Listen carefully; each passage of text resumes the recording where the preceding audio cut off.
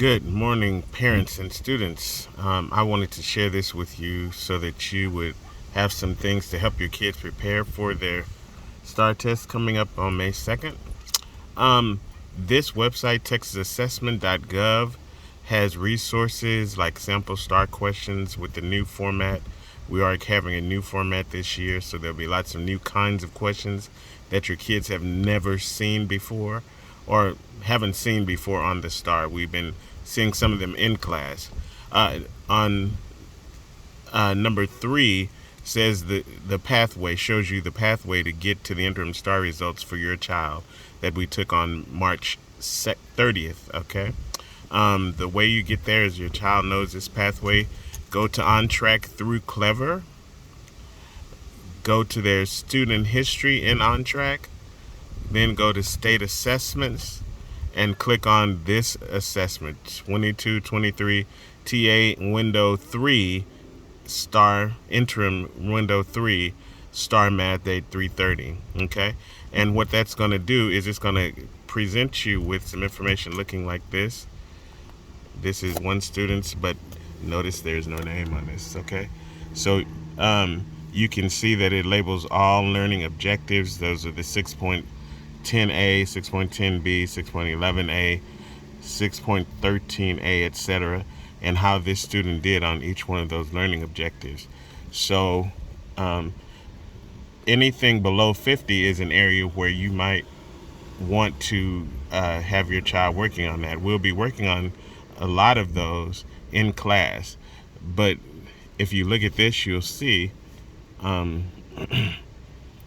that this child did extremely well on most of these areas. And so anything again below 50 is probably an area where your child needs practice. We will be practicing in class, and I will be offering tutorials this week after school, and we're having a special tutorial session from 8 to 1. Those invitations have gone out to some kids. It's a select group of kids, but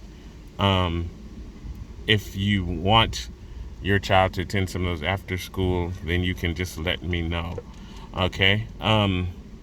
But I want you to understand what you are seeing. Now, each one of these is also broken into reporting categories, but let me show you a tool that will help you greatly and help your child greatly to practice. So if we go to leadforward.com,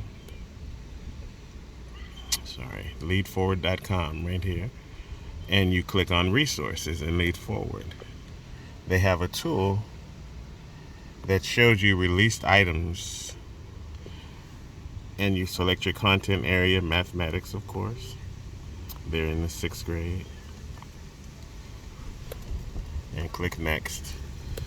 Then this is TEKS clusters, subclusters, and student expectations. I want to see them all, so I'm clicking on student expectations, and you can click whatever learning objective your child needs to work on here, and you will get something that looks like this. A series of questions that they can solve and show how to work, right? But you also see that it has the answer down here. And these are all from previous tests, so you see the year that it was on, etc. And that is something that if your child is in tutoring, that the tutor can work with them through, or you can work with them through, have them work those out and try to answer them. And if they have questions, of course, they can come to me. We will be working on these in class. There is another tool that I will show you as well. Your child has access to this. It's called Quizzes, and it also goes through Clever. And so I'm going to explore. So in this one, I'm hitting search for quizzes on any topic. If it will click. Okay, sometime today.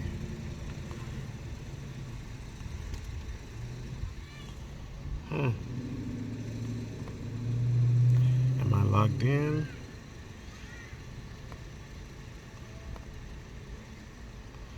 Yes, okay.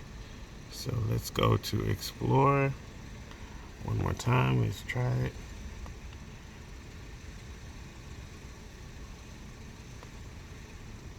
There we go.